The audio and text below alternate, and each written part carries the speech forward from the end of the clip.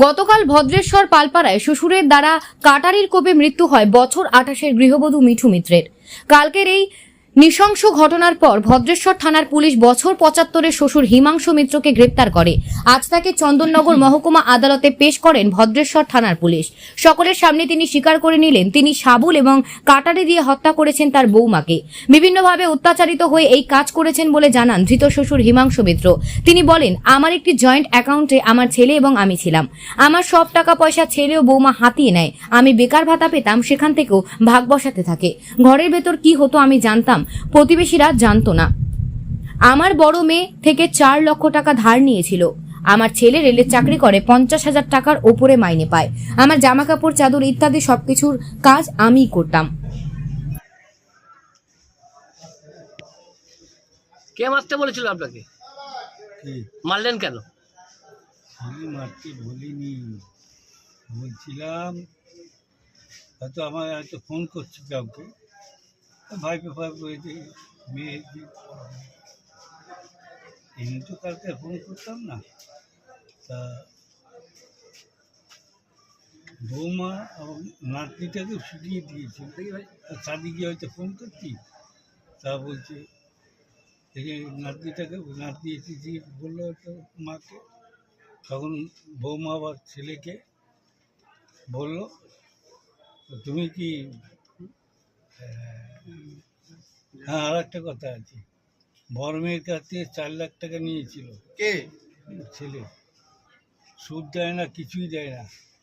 হ্যাঁ, কত টাকা কি আছে বাকি এটা আমি জানি না। আমি সেই কথায় ছেলেকে বললাম দেখ, বৌমাকে বলছি, বৌমাও সঙ্গে গেছিল। বৌমাও বললো যে এই, আমি বললাম ছেলে আর বৌমাকে দুজনকে বলো টাকাটাকে ফেরত দিয়ে দিই। হ্যাঁ, রেলে চাকরি করে, 50,000 টাকার উপর মাইনে পায়। তা সেখানে তারপর ছেলে খুব রাগ হয়ে গেল, তোমার বেশি দরদ হয়েছে, এবার গলা টিপে ধরলো আমাকে। বৌমাকে মারার জন্য কি কাটারিটা কিনে এনেছিলেন আপনি? হ্যাঁ, তোমার উঠবে না, না বাড়িতেই ছিল? একটু দূর থেকে ওটাই বললো। বাড়িতেই ছিল। কি দিয়ে মারলেন? শুধু কাটারি? না, ছাগল দিয়ে মেরেছি, আমি টাকা কাটাই দিয়ে। তা এরকম ভাবে মানে আপনার বৌমা আপনাকে তো যথেষ্ট সেবা শুশ্রূষা করতো, তাকে এরকম ভাবে মারে কেউ? তাহলেই হলো সেবা শুশ্রূষা।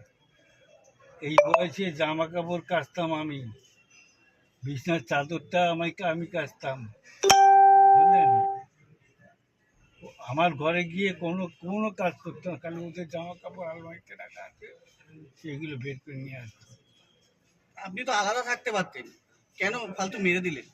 কোথায়, ছেলে তো সব টাকা পয়সা নিয়ে নিয়েছে। কার টাকা পয়সা নিয়েছে? আমার ব্যাংকের যে টাকা পয়সা ছিল ছেলের নামে ব্যাংকে রেখেছিলাম, বউ মারা যাওয়ার পরে সেই টাকা 1 লাখ টাকা তোমাদের কী হবে এসব সব তুলে নিয়েছি। 6 মাসের বই আপলোড করতে গেলাম, ও 0 ব্যালেন্সে পড়ে আছে, 9 টাকা না কথা। না, আপনার বইয়ের টাকা তাহলে ছেলে কি করে তুললো?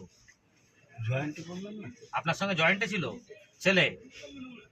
জয়েন্টে একটা অ্যাকাউন্ট করেছিলাম কোঅপারেটিভ ব্যাংকে, বলতে পারছি আর ভদ্রেশ্বর শাখা আছে না, সেখানটায়। সেইখান থেকে তারপরে এমনি বার্ধক্য ভাতার পয়সা পেতাম, সেটাও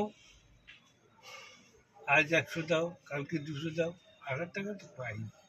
তা প্রত্যেক মাসে ঠিক মতো টাকা পাচ্ছে না, এইরকম ছিল। আর কি বলবো, এলাকাবাসীরা তো বলছে আপনাকে নাকি যথেষ্ট পরিষেবা দিত আপনার বৌমা। এ তো 10টা বলবেই, 1 গ্লাসের বন্ধু না সব। কেন 1 গ্লাসের বন্ধু মানে? ক্লাবের সন্ধ্যার পরে তো অন্ধকার থাকে, ক্লাবের ঘরের পাশে দেখবেন বাচ্চা ছেলেরা মদ খায়।